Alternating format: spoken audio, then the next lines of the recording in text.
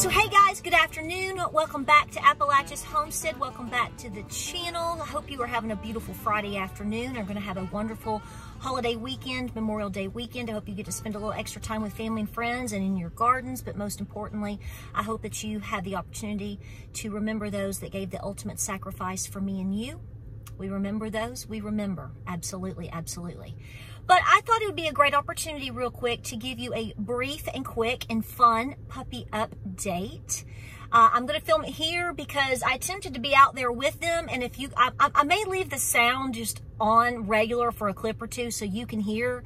The cicadas are so loud today.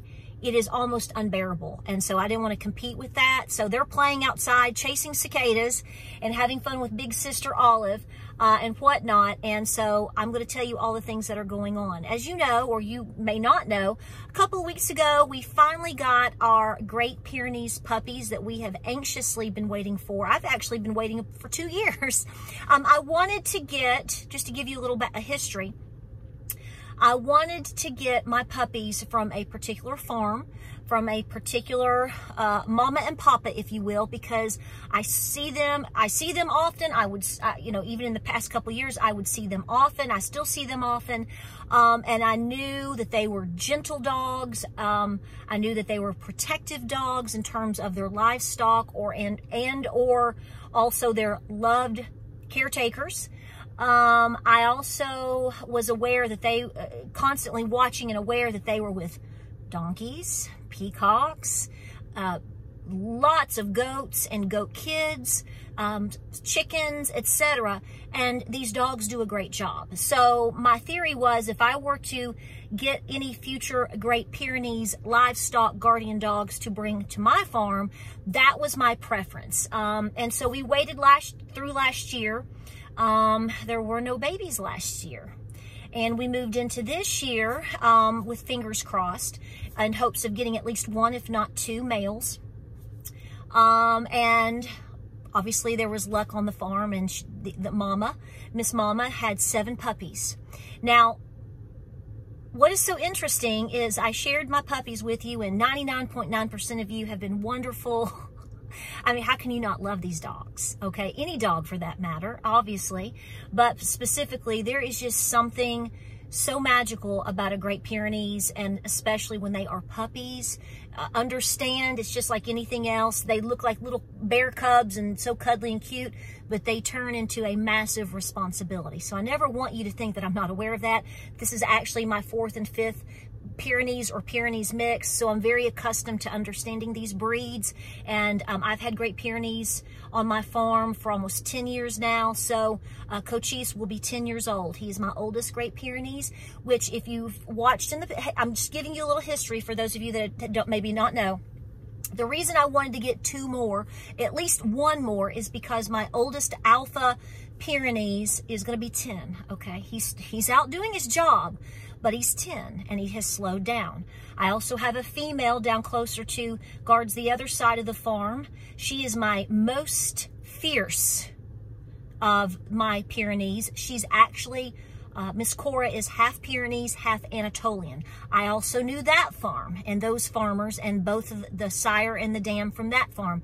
And I will tell you that once you mix a Pyrenees, in my personal opinion, by my experience alone with this female,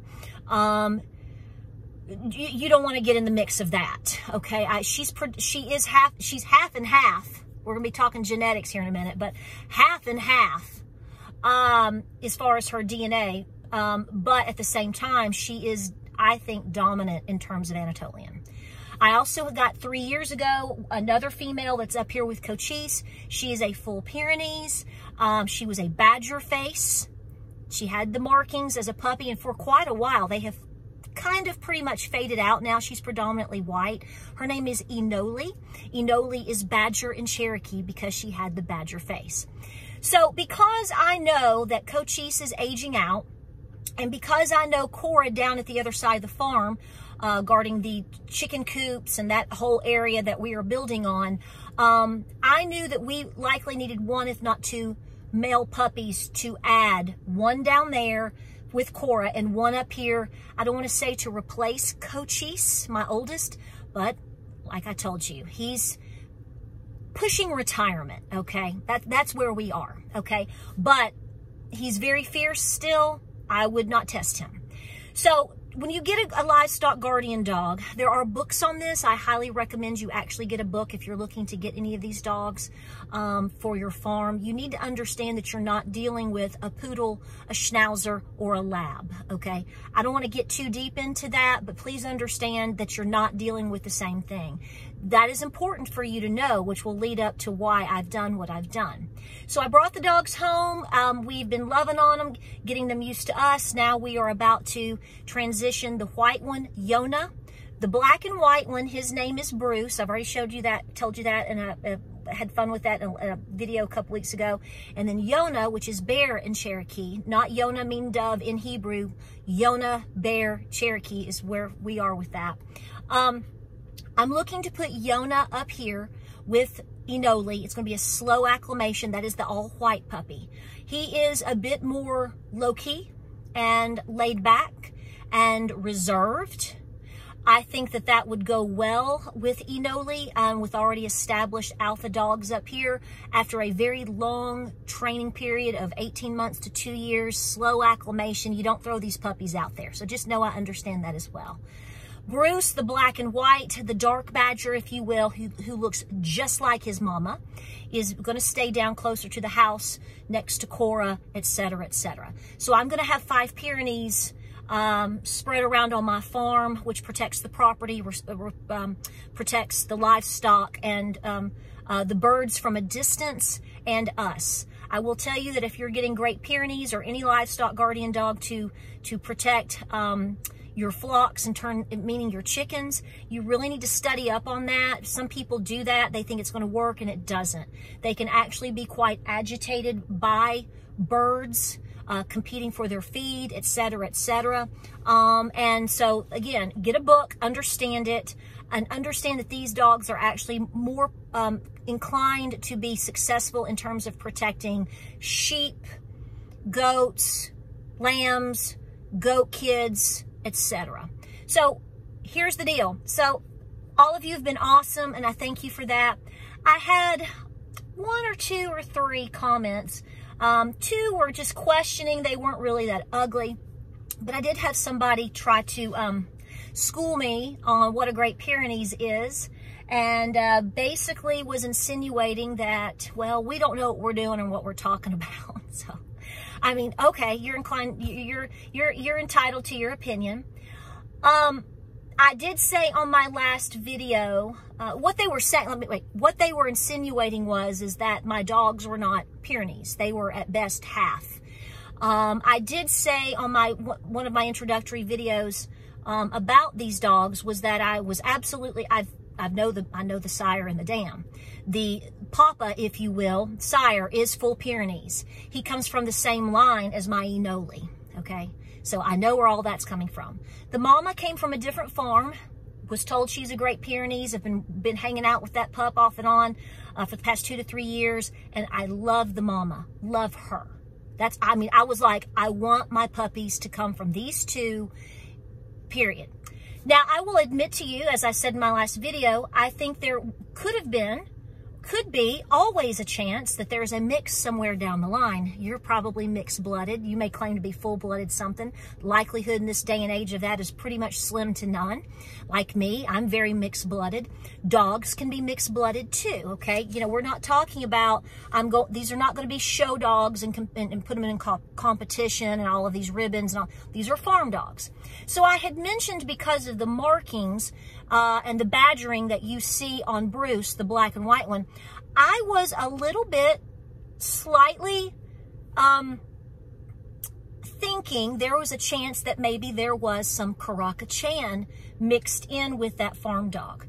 That's not uncommon. Anatolian is not uncommon mixed with Great Pyrenees. Karaka-Chan is not as common as Anatolian these days as far as I'm seeing, but it still happens.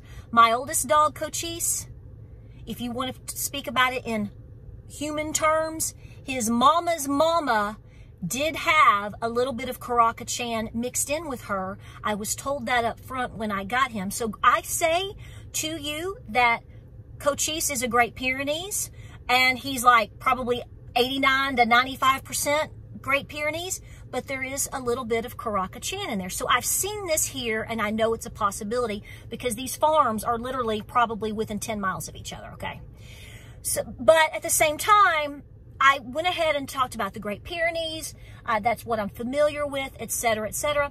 I am totally open all the time to people getting me to be more open-minded or to learn new things, just like I try to get you to do that.